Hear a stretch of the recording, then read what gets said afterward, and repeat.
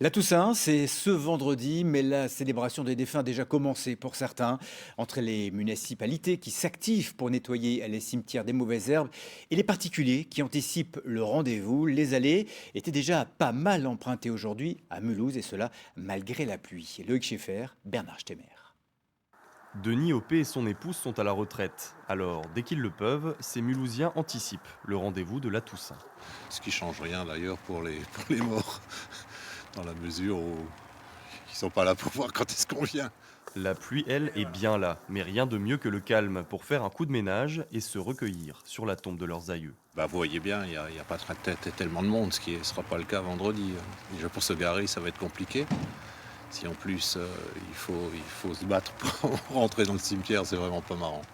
Les Saglio, eux, reviendront fleurir vendredi, mais avant, Je suis en train de nettoyer parce qu'il y avait la pluie, elle a sali. cette grande famille d'origine italienne reste très attachée au rituel de la Toussaint. C'est la tradition et on la respecte et on essaye d'amener les générations suivantes à faire la même chose. Je pense que ça fait partie des dates qui rythment l'année, quoi.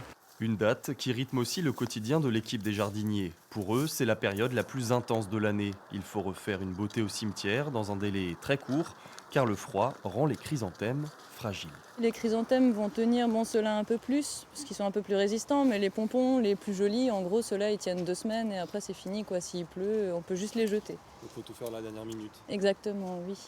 Les horticulteurs, eux, sont devant le cimetière depuis plusieurs jours. Côté public, le gros des troupes est attendu, lui, ce vendredi. La pluie aussi, malheureusement, mais il y a à Mulhouse de quoi se consoler.